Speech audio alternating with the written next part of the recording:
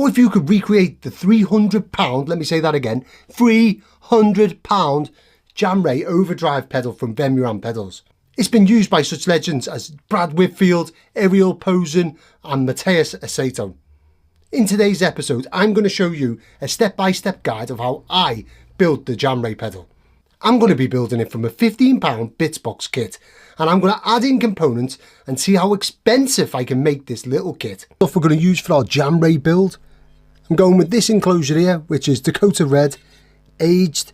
It's got the Rebel artwork on that people seem to love so much. I thought, why not? We'll use it for this one. And of course, we've got our bits box kit.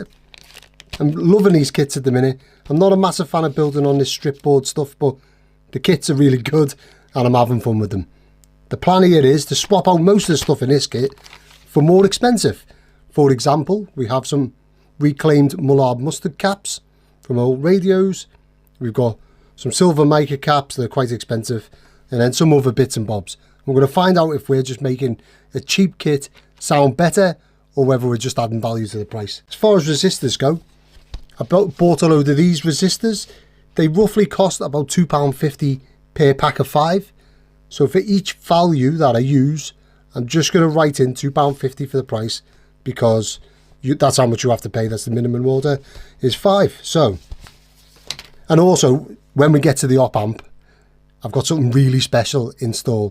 We're going to socket it and try out some different ones, but I think you're going to really like the Opamp that I've got in store for this. I would really appreciate it if along the way you tried to guess the price that I'm adding. So after each part, after we've done our resistors, we'll stop.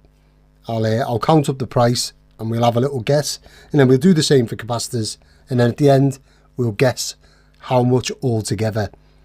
If anyone gets it right, well, brownie points. There's no prize at the end of it, unfortunately. So first things first, I'm gonna take all these out and cut my board down to size. Now, I've shown this in probably the last couple of videos, so if you want to go to the Zen Drive build or something like that, you'll see me cutting one of these boards down. As ever, when I'm cutting these tracers, I like to just cut the bare minimum out of it, because you're only trying to break the circuit. You don't want to actually cut too much away and make it difficult to solder to the holes next to the cut.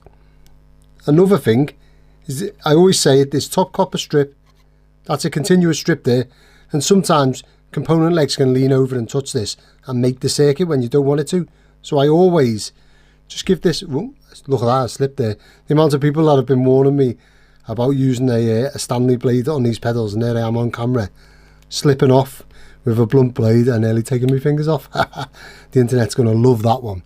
Right, yeah, I like to just put, as you can see there, a little split in this top row of copper, just because then you know that if you touch your legs over to here, well, your component legs over to this, it really doesn't matter, because you've got a split here and you're not going to create some sort of short circuit. Okay, so there we have all of our cuts in place, and they all correspond to the dots on the top, so that we know we're all ready to go. Now, I've worked on multi-million-pound bits of kit in real arduous conditions at sea, all hours of the night, stress levels, all of that jazz, but nothing stresses me out more than doing these damn dots and cutting underneath the board. For some reason, I just my mind can't handle the whole counting the holes across and making sure that they work upside down. Writes me off. Anyway, so next stage is going to be to add in our links. And if I bring up our picture again, you can see that we actually have 3 link wires, but only 2 links, if that makes sense. So the first link is going to come from the top of the board over here down into the center of the board, and there's this blue dot that actually tells us that another link goes in the same hole and comes down all the way to the bottom. Links, jumpers, whatever you want to call them. Some people call them jumper wires, fine. And then we've got another jumper wire or link that goes over the top of these 2 splits, just to the right hand side of that. I'm going to go ahead now and add them in. I do advise all the time for anyone who's building a few pedals is to save your little clippings, so like your component legs and stuff, because they're ideal to make these links out of. I mean, I can just bend this into shape, just a little bend there, and put it through the 2 holes, and then use my my Nipex snips to straighten it up underneath the board, and we've basically got a ready-made link there already. Nice and easy, no messing about. You can use wire if you want, but I just prefer to do it this way. There we have all of our links or our jumpers now in place. We can move on to the next thing, which is usually our resistors. However, I like to solder in the Opamp socket before doing that. However, for this build, and I'm not going to tell you the price of this just yet, but for this build I'm going to start off with this, which is our Opamp. It's come with its own socket, and I don't really want to remove it from the socket because as I get out you'll see it is this. Now I've completely forgot the name of it. It's all in Chinese on the front. I shall have it up on the screen now. This thing is a round metal can, Opamp gold. It's got gold pins throughout. I'm really impressed with the quality or the looks of it. I mean, and it's damn expensive for an Opamp anyway. So I'll tell you how much at the very end this costs, and if it sounds good in a pedal, because we'll try it out with some other things. If it sounds good, I'll put an affiliates link for Amazon in the description, just in case anyone wants to buy one of these. It's a dual Opamp, so working anything from a tube screamer through to a Zen drive or anything like that. Now our Opamp, as we can see, fits just here on the third row down, right smack bang in the middle. The reason why I like to put the Opamp in early, or the Opamp socket usually, is because that way I can position all my resistors and capacitors and stuff around it, so that they're not going to like get in the way of it and overhang it and stuff, which, you know, that really does tend to happen quite a bit. There we have it. I'm going to flip that over now, and because it's so big, I'll be able to just lie the circuit, lie the pedalboard on top of it, wet the tip, and then give it a solder.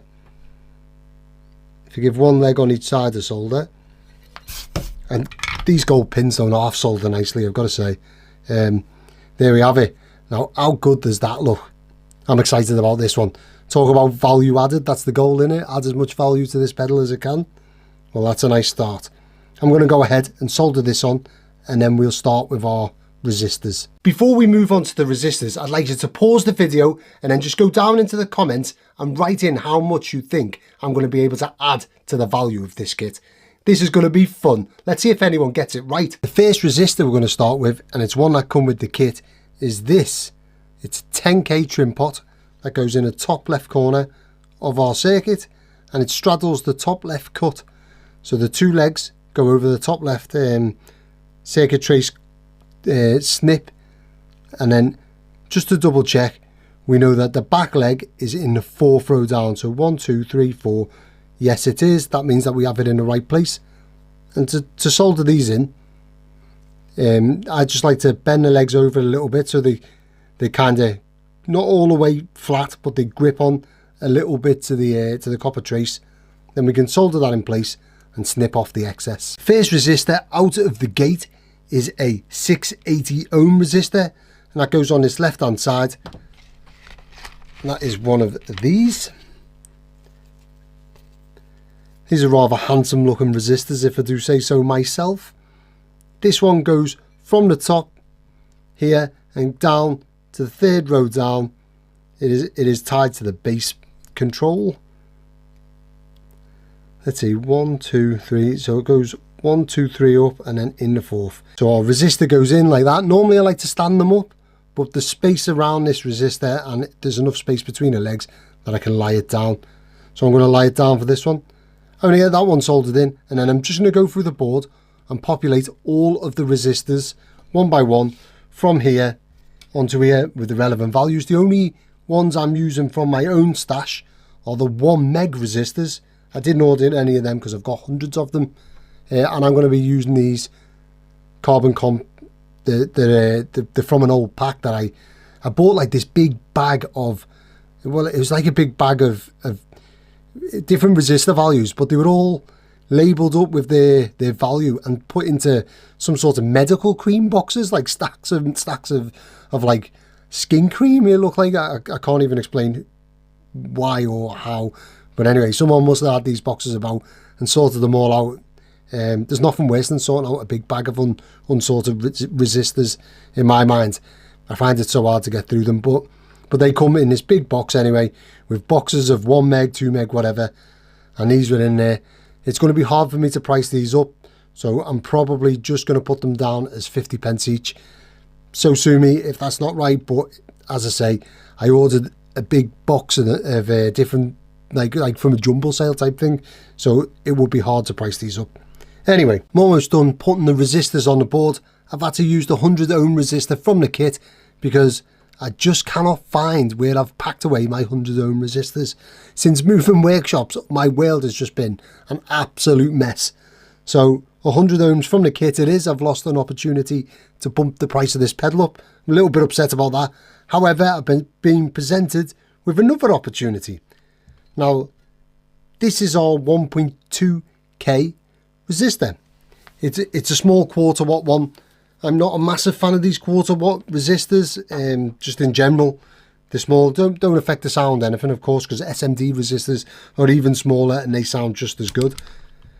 But if we flick our fluke over to ohms and test it, it comes in at 1.195k. Fine. Now I don't have a 1.2k resistor in my stash, but what I do have is a 5.1k resistor. This is an old Philips one, I believe. I'm not sure on the brand. I'm saying Philips, it might not be. And then I've got this old carbon film resistor that I reclaimed from either an amplifier or a radio. That's a 1.5k. And just to double check, let's see if you can see that there. Double check. This is 1.5 bang on. Look at that for an old resistor. You can't go wrong there. And then our 5.1k, if I can ever pick it up.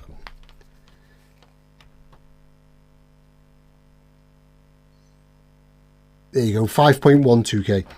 Now, to take an opportunity to bump up the price, I'm going to use both of these resistors in conjunction with each other to get the 1.2k. It's not going to be exact, but it will be close enough with intolerance. Bearing in mind, some of these resistors can have like a 5% tolerance. Now, I don't believe that Vemuram will be using resistors with a 5% tolerance. They're using the best of the best for what they do. They use gold plated jacks and all sorts of stuff. So, you know, let's just bear that in mind. I'm not saying Vemuram will use 10% resistors, but I'm going to take the resistors like so, and the longer leg, I'm just going to bend it over and give it one wrap around and then point it downwards. And then I'm going to do the same on this. One wrap around and then point it downwards. For my degree, I did a hell of a lot of engineering maths where you're like adding and subtracting resistors in series and parallel.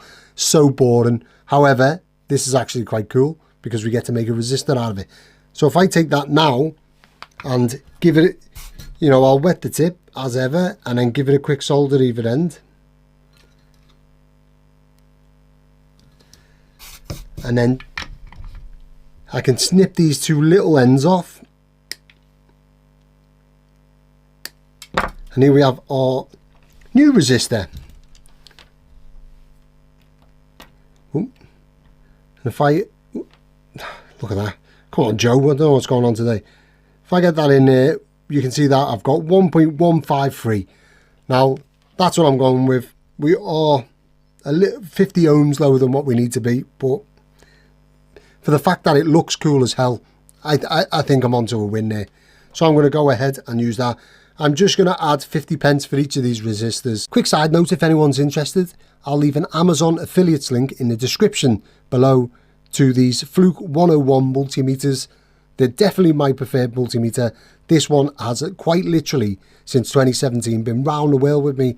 It's been South China Sea, it's been to the Arctic, it's been to Canada, it's been everywhere. And it's still going strong. I keep saying I'm going to buy a standby just in case something happens to this, but you know, genuinely, it's never failed me. Right, with the Amazon affiliates link, I do get a small amount of money from Amazon, but there's no extra cost to yourselves. And all of this helps support the show. and I'll take that money and use it to buy more kits and more gear, and hopefully bring you guys a much better experience watching the show. All of our resistors are now on the board, so let's calculate where we're up to price wise. Now, I did say I was going to charge 50p for each of the resistors that I added myself, so that is 4. So if we take my trusty calculator, and it's 0.5 times 4 equals, so far we're at £2. Now, what else have we used? 3.3k resistors, I'm going to add £2.50. Then, I didn't use 680k and I didn't use 1.8k there for a different project. Used 9.1k, so add £2.50. 680 ohm, I did use them as well. And then the 7.5k, I used them as well, so I'm going to add £2.50. So after the resistors, the total value added is £12. Let me know in the comments if anyone thought that that would be even remotely close. Now, I realised that you could just buy one resistor from somewhere else, or I could have divided them up by 5 and just added the cost of one resistor in there. But I really wanted to see how expensive I could make this pedal, and if I was only building one Jan Ray, as in if I was one of you guys and I was only building one Jan Ray, this is how much it cost. I'm sure I'll get absolutely terrorised in the comments for that one, so bring it on. Can you believe all I managed to do was add £12 of value with the resistors? Well, now it's time to guess how much I'm going to add using the capacitors. Next for the kit is our capacitors. Here's our bag here. To be fair, these box film 1 UF caps are actually pretty decent. I may end up using that, but I don't know yet. I do want to bump the price up, as I said before, for this little challenger set myself. Now we'll sort out the higher value ones a bit later on. These green meanies, they're in some old Ibanez pedals and stuff. You know, they're not the worst capacitors in the world, but I will be changing them. These ceramic disc caps, I do try and stay away from these. They can go microphonic after a while. Not that they sound particularly terrible. Some people think they sound a bit shrill or whatever, but I'm going to see what I can squeeze in. Just what I can get in there. Now, there is, on the drawing that I've just put up on the screen now, you'll see, you know, right near the bottom left corner, there's a 39 NF cap. I just don't have any of them caps. I'm going to have to try and put a few caps together if I want to use that, or I'll just find whichever one of these is the 39 NF. I'm going to guess this one. Yeah, there you go. I think I'm just going to use this 39 NF cap because I don't want to stray away from the value and not stick to Vemuram's design for the Jan Ray and make a completely different pedal. So I'll probably use that in there. Then we've got some 47 NF caps. I'm going to be using these. These are Phillips or Mullard tropical fish, not tropical fish. They're mustard caps. These are what come in the very early Marshall amplifiers. They come in they come in some of the Selmer amplifiers and the like of the day. So quite like them. Then we've also got our lower value caps. So there's a 150 PF cap. I'm going to be using these two to make up that value. So 47 PF and this 100 PF Hunts cap. And then I'm going to try and squeeze in these tantalum capacitors for our electrolytics because they're quite good. And also I've got a Lemco 47 PF cap, silver mica, old one, to go in place of a 47 PF. I'm going to go ahead and start populating the board with some capacitors. Here's where we are with our capacitor arrangement so far. As you can see, I did use that 39 NF cap from the kit, but most of the others have now been changed. In fact, all of the others have been changed for exotic or old capacitors. Before we move on to our electrolytics and take up all the space on the board so I can't get in there, I just want to talk about the diodes. Now, Vemuram actually gooped their diodes so you can't see them, but they are 4148 diodes, 2M4148. no sorry, 1N4148, and they're like the cheapest diodes ever, but I say it all the time, they sound fantastic, and if they were more expensive everyone would be coveting them. So the plan with these is there's 2 of them on the board which I'm going to add to the board now. Sorry, there's 3 of them on the board which I'm going to add to the board now before it gets too congested for me to get in there. And then we'll catch up with our electrolytics and our 1 UF caps, 1 microfarad caps for all you people who hate me saying that. And then we'll catch up with them caps after this. This style of capacitor is a tantalum capacitor. They're usually in place of the electrolytic capacitors. It's not like a tantalum cap. Sometimes you can get them that look a bit like this. I mean, this is a ceramic one, but you can get them that look like that. It's not like that. These are polar. Now, the Navy uses these quite considerably in control circuits for power filtering and stuff like that. They're not all that cheap, and actually to hold them, they're actually quite heavy, which, as we all know, if something's heavy, it means it's better, surely. What you talking about, Willis? Now, looking at this capacitor here, I do say this all the time, this version that I have has got a positive sign on one side, which lets you know which is the positive side, but if it doesn't have a positive sign, if you were to find one and reclaim one, the side that has the big solder lump, sometimes they're not quite as big as that, that is the positive side, and the side that has the flat edge like that is the negative side. Now I'm going to mount these standing upright because there's no room on my board to do them any other way, and I'm going to bend the positive half over like this, and then bend it back on itself so it can go right back down and into a small space on the board. And this one here goes right above that 150 PF cap, which I've used 2 capacitors to make up, and it goes literally in the traces around it, which is a bit of a pain in the arse. I've got to do a bit of squeezing and a bit of bending and probably sit the cap out to the side like this to get it in there and get it low enough to be able to fit in the enclosure. Luckily, I was just about to say there's nothing else around it, but there is going to be something around it. There's going to be a 1 UF cap. Oh no, there isn't. I'm going to mount that somewhere else. I've got a plan for the 1 UF cap. I'll put the drawing up now. This is the 1 UF cap I'm talking about. This one here. And right now I'm just squeezing this 47 UF cap or microfarad cap just above it. So that's how that one's going to be situated. And then the other 47 UF or microfarad, I keep getting told off for saying UF. I'm going to keep going. So the other 47 UF cap is going to be situated down here in much the same manner, only this side is it's situated in these 2 holes here, so this hole and this hole, right next to each other, which is a bit of a pain really, I'm not going to lie. So I may have to hang the cap off the edge of the board, but we'll get it in there. There's our tantalum caps now in place. As you can see, I've had to hang this one off the sides of the board to get it in. Lovely. The board's actually, it sounds a bit silly, but the board's actually weighing quite a bit now with all of these capacitors in there. Right, so over here in the bottom left corner, we've got a 1 UF cap. Now with the kit, believe it or not, this tiny, I mean look at the size of this in comparison to the board. This tiny ceramic cap, is it ceramic? It may even be a tantalum, but it looks whatever. That is actually, it's got the letters 105 on it, if you can see that. And that denotes 1 UF or 1 microfarad. And that's for the base circuit. It looks like that's what's going to the base pot. Now that would just sit down there. But because I haven't used this box 1 UF cap, this film cap, I'm going to use that in place because it's a bit of a higher value cap. It should sound better, or for whatever that's worth. So I'm going to place that down here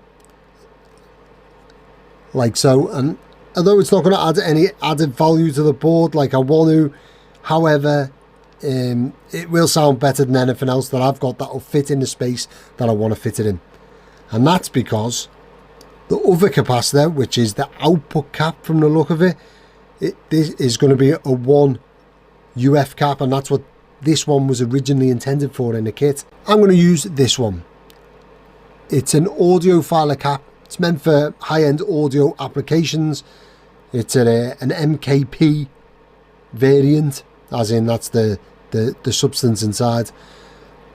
Now, This is originally, as you can see on your drawing now, I get it up, it's this capacitor right here, which is located really close to the Opamp and the 47 UF tantalum cap that we fitted before. There's no space to fit it on a board, but if we follow the trace along that it's attached to, we can see it leads to this off-board connection, this wire that takes it to volume pot 3.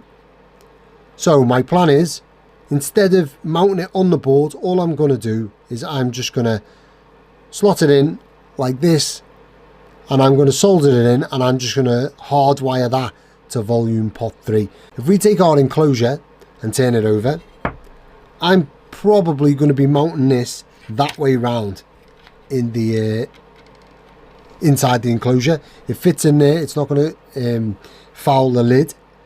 I can put the volume pot over here, and then that way I can run this cap floating like this. It won't touch the jacks at the back here.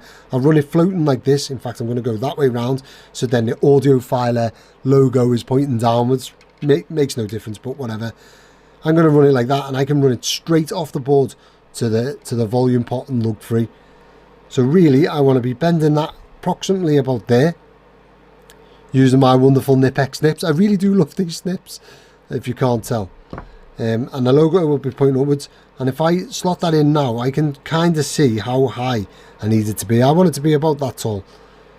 So if I bend that over, there we have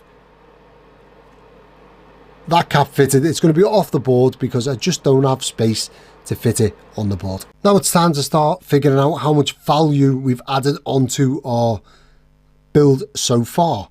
Now, if you haven't commented already below how much you think the capacitors are going to cost, pause the video now and go down, give it a little comment.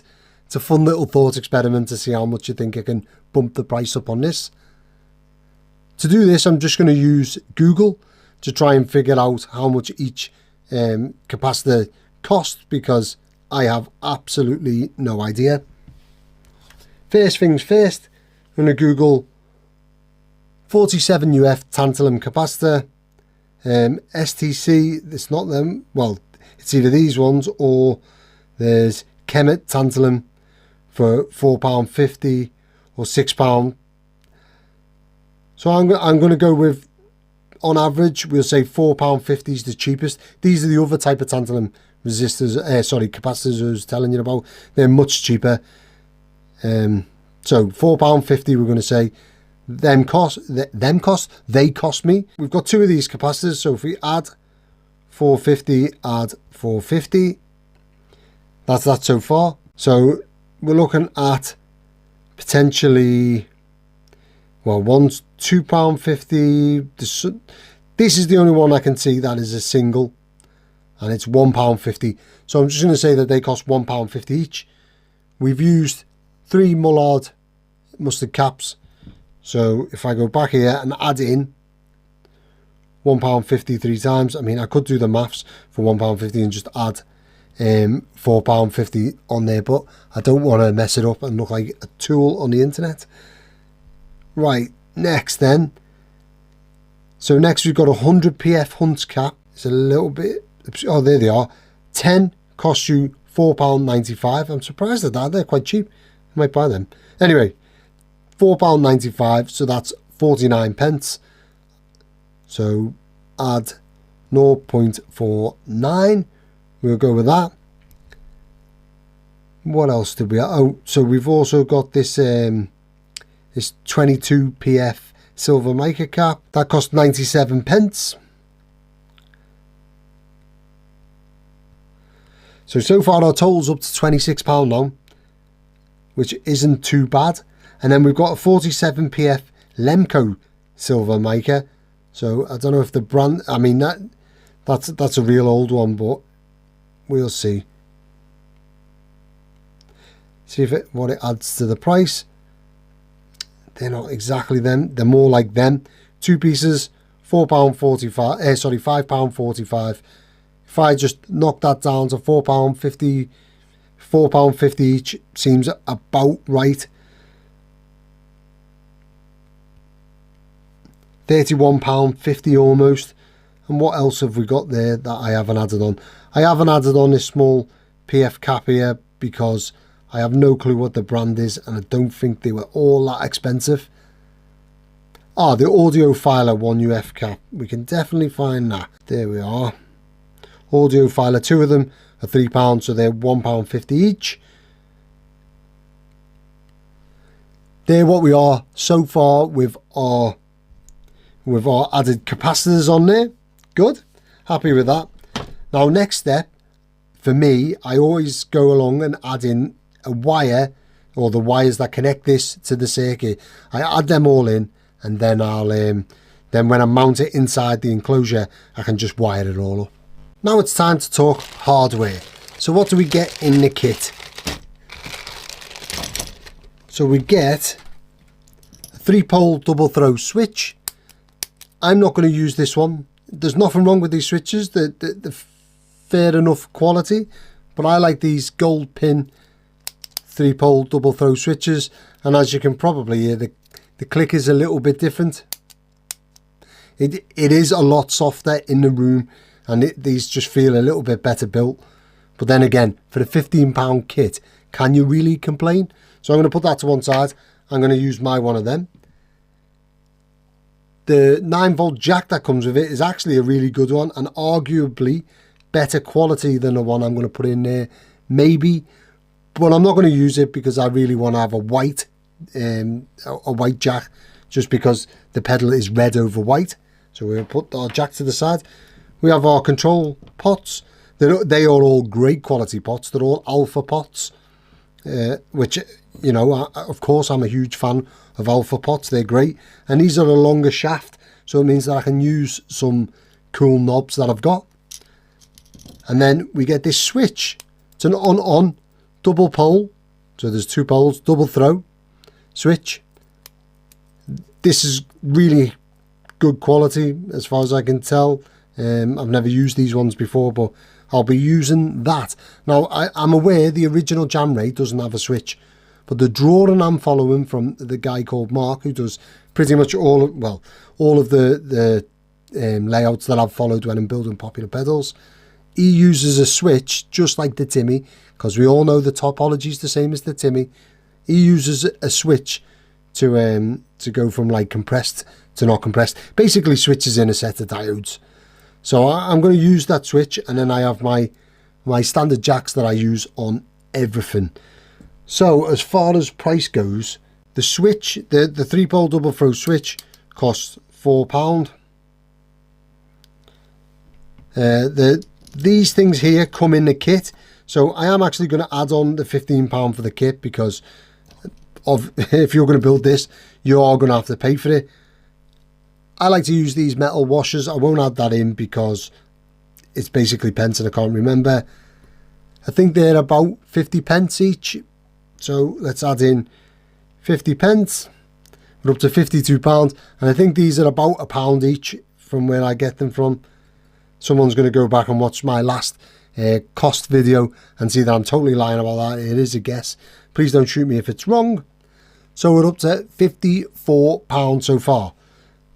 Now, as far as the enclosure goes, decal wise, I get my own decal. I get my decals printed up and sent to me from a printing company, so it's hard to judge how much they cost. I think I spend something like £50 for an A3 sheet of decals.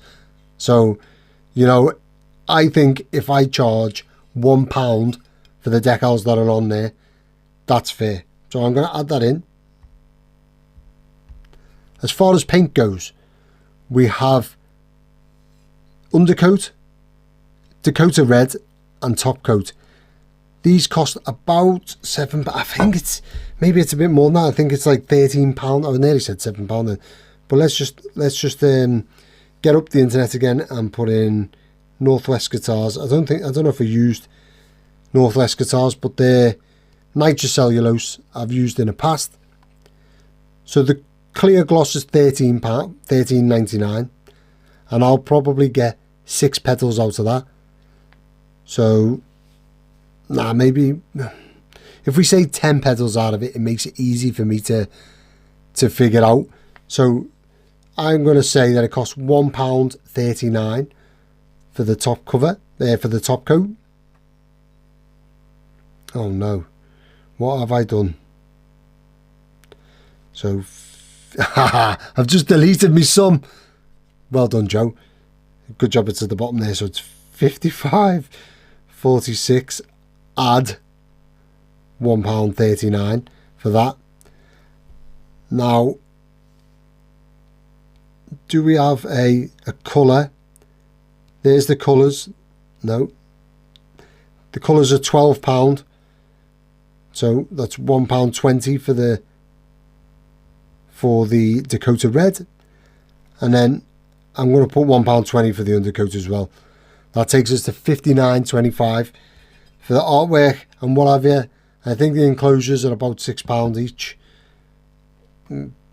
Probably a bit more than that now, but hard to judge. So if I just add £6, that should do it. There, we're up to £65 so far for the Jan Ray. Next step is going to be to populate the enclosure with all of our jacks and pots and so forth. There's our enclosure all populated, looking pretty good if I do say so myself. Now, we did say that we were going to fit our circuit board or our Vero board in this way and run our output cap directly to the volume pot. I think that looks pretty good. I'm quite happy with that, so I'm going to go ahead and attach that in there now. Now our Vero board is situated inside the enclosure. I'm just going to go ahead and solder in that output cap.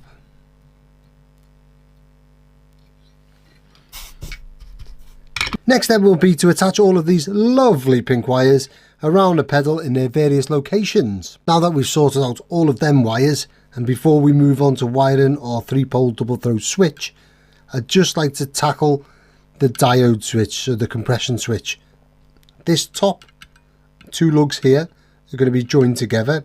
I'm just going to use a component leg, one that I've snipped off. I love these things, save them for everything. And I'm just going to attach that in there, join them 2 together. And then the other half of this is going to be our diodes. Now, if you look at the switch, you can see that the diodes are pointing in opposite directions. So we have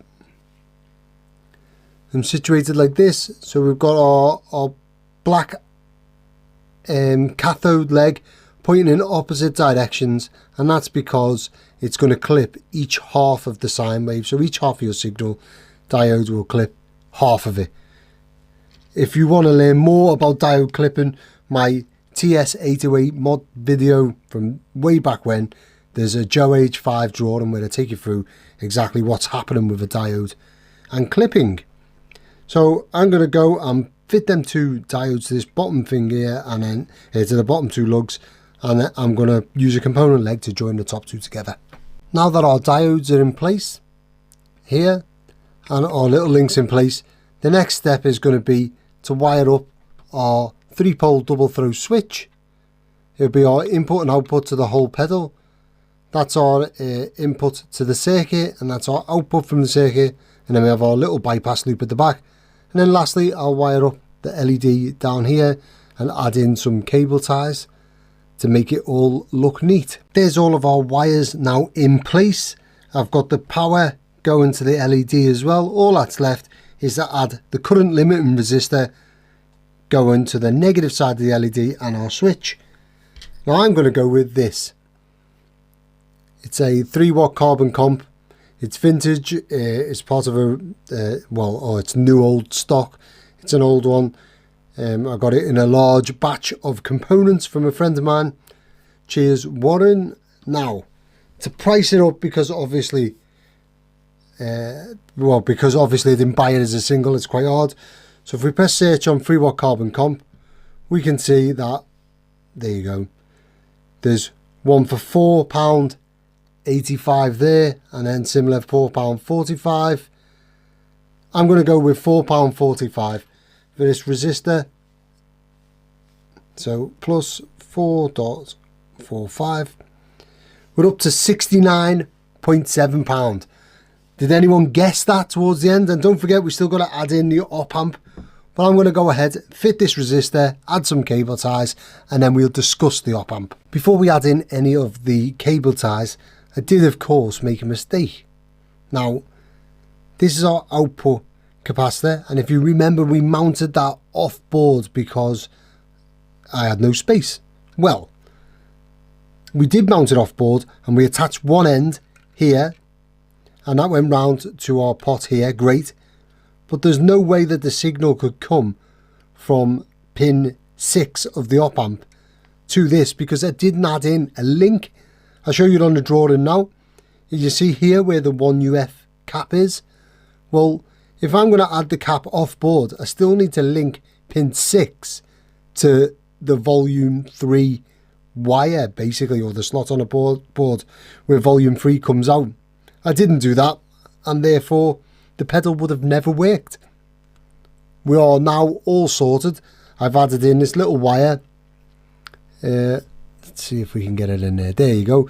This little wire here, it's coming from the 3.3k resistor that's on the same track as pin 6. And it goes to the 1UF output cap. The reason why I didn't pull the board and then start messing about is I'm just not a fan of lifting this out, putting it back in. The wires never go in as neat as they do now, and then when I cable tie them, it doesn't look as good. And we all know we listen with our eyes, so if it doesn't look as good, it doesn't sound as good. I have no idea what this sounds like. We are going to be putting it through the 1965 Blonde Showman shortly. I'll get this all cable tied up and we'll move on to the knobs. After the Zen Drive video, when I didn't choose these Neve style knobs, I got a million and one, well not a million and one, but I got plenty of comments telling me that I'd chosen the wrong knobs. So I've listened to you guys. You prefer these knobs. So now we've got these Neve style knobs on our Jan Ray. Now, these knobs cost £2.50 each. So I will add that onto the cost of the pedal, so that'll be £10 added onto the cost. But the part that we've all been waiting for, that the cost was £69.7, we'll add on our £10, £79.7. Now, the last thing to add in is the Opamp. Now, this is easily the most I've ever spent on any component, any one single component, outside of an NKT 275 transistor. If you haven't wrote in the comments already what your guess is for the cost of this pedal in total, please write it in now or pause it and write it in, because the actual cost is, well, £62.34 added onto the price of this pedal for that. So let's add it in at 62.34, I believe it was it? There you go, equals, so £142.04 to build this pedal. Now the question is, did that op amp make any difference? Can we tell the difference between this op amp and a different op amp? Well, if you remember from the Zen Drive video, we also have this Opa op amp. It's a dual op amp. Well, it's two single Opa op amps soldered onto a little circuit board that makes a dual op amp. I thought this sounded fantastic in that build, but we are good. Was it in a Zen Drive build or was it in a Demo Dash? Anyway, I've used this recently, and it was the Zen Drive, definitely. I shall be swapping between the two op amps, and I may also add in, just for laughs, the 1458P IC that come with this kit. Okay, so £142 to build this pedal isn't exactly the £300 it cost for the Jan Ray, but they use a solid brass enclosure that weighs a ton. They really are well built pedals, especially for what they are. Now we're going to move on to the sound sample. In the sound sample, I'm going to pit the expensive op amp against the original op amp from the Bitsbox kit and the Opa op amp that we used in the Demo Dash video. I'd like to know in the comments which op amp you prefer and why. If anyone decides to build this kit, I'd love to know how you get on. I'd love to hear your experiences with different components, and especially the op amp.